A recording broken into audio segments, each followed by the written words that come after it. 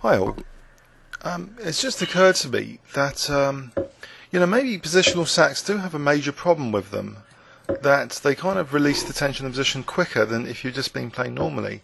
So what I'm going to try and do as an experiment is try and combine the idea of positional sacrifice with the idea of maintaining the tension. I think there's two advantages. While I was in the shower just now, I think there's two advantages of this approach. The first one, as I alluded to, I think the opponent could get impatient and create weaknesses if you try and keep the tension position. The second major advantage is that the compensation of any positional sack would be easier to assess if you had more time to look at the position. I mean, of course, in 5 minutes there isn't much time to look at the position, but by the process of trying to maintain the tension in the game, that would in effect give you more time because you wouldn't be sort of playing immediately a committal move. So that's the theory. So let's see if I can basically maintain the tension more before sacrificing my bits. So there's the theory. In practice, the opponent does seem to be playing for f5 rather quickly. Okay, can I take, or should I allow f4? f4, f3 looks really dangerous, so I think I'm going to have to try and grab e4. Maybe bishop e4 now. So far, if I can castle queenside and use the g file, so I think I can castle here. This looks okay so far. He might be trying to win the f pawn, you never know. Right, so knight g3 now. Just trying to get some light and square pressure, but I've conceded, for knight d4 potentially. f3. So you may ask, where is the tension I'm trying to maintain here? I'm not sure. It's quite kind of difficult. Maybe this was the wrong opening. On the other hand, I don't know. If I take the f pawn, that gets rid of that weakness on that file. Otherwise, rook f3. So I think I'll take the f pawn. But then rook f3, and he's kind of almost winning a piece. Queen e1. So basically, I don't know. The game's just too quick, I think, to work out anything meaningful. Rook g2. Take rook g2.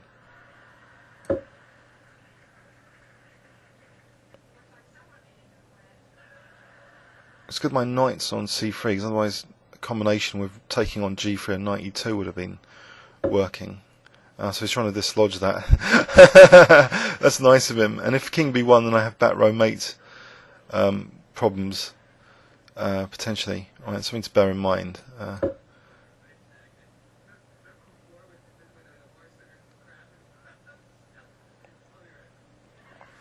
So how do I get out of this one? Maybe I should have played a3 to give my king some scope. Or b3 might be better, actually. So at the moment I'm under great pressure. b3 here, or knight d5. Knight d5 is interesting. Stops the queen coming into e3. I don't think there's any rook f1 at the moment with the knight over there. Can also play now c3, trying to evict that knight. Gives the king a hole as well on c2. But d3 is now weakened. So I don't know, queen e2? Or knight e3? Knight e3 maybe to get... Oh, there's knight f4. What about rook d2 first?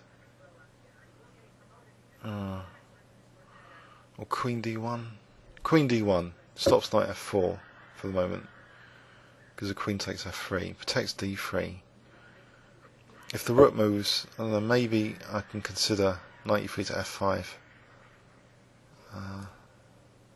If I get a chance. Again, knight f4, rook f2.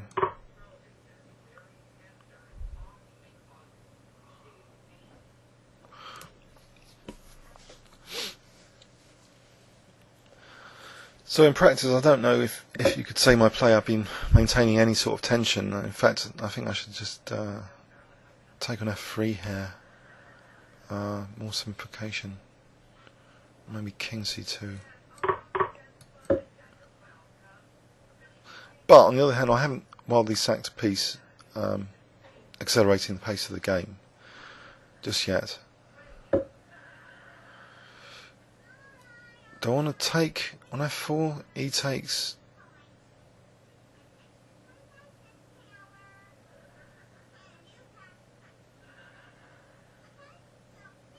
Or knight f5. Knight f5, knight takes. Knight f6, knight g6.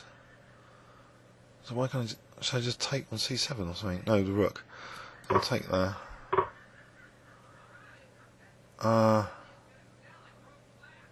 And king, oh, the knight's from pre. Let's move the knight. Rook h3, knight f4. Okay, that's a problem. That d4. Rook h3, rook f2.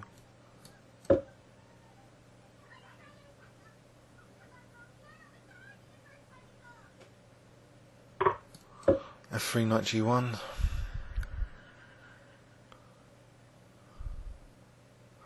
I'll have to speed up soon. 1.5 minutes. So f3, knight g1.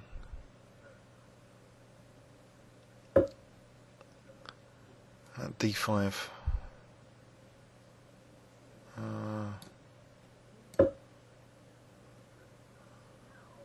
So knight g5. That knight d4. Knight d4 is a nice central move, but then I don't know. Rook e4.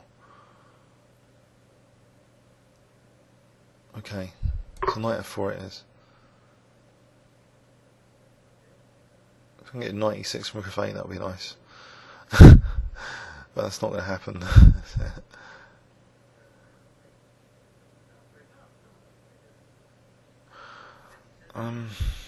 Knight e4. Rook g2. Rook g2.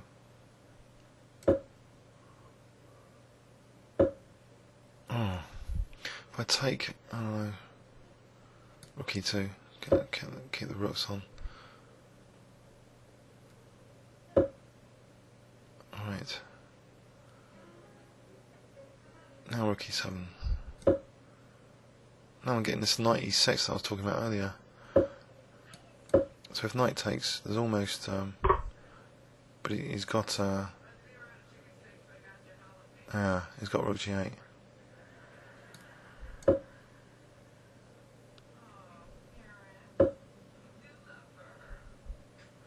Rook f5. That's knight e3.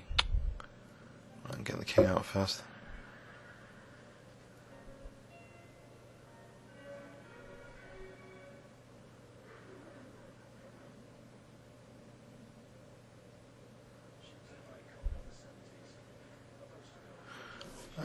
Do I want to keep the rook on the 7th?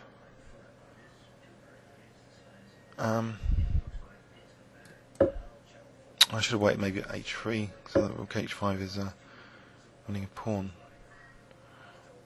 Alright, a4. I think anything. Knight d4. 22 seconds. So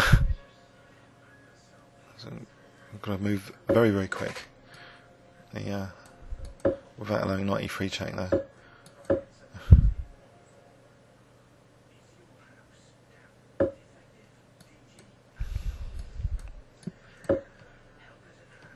Seconds.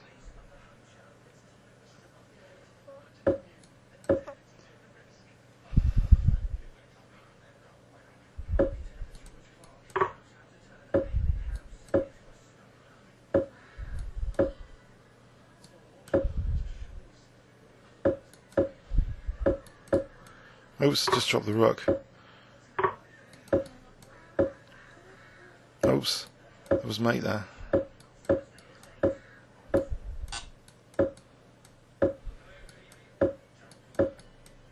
Oh, I'll try for stalemate, which is unlikely.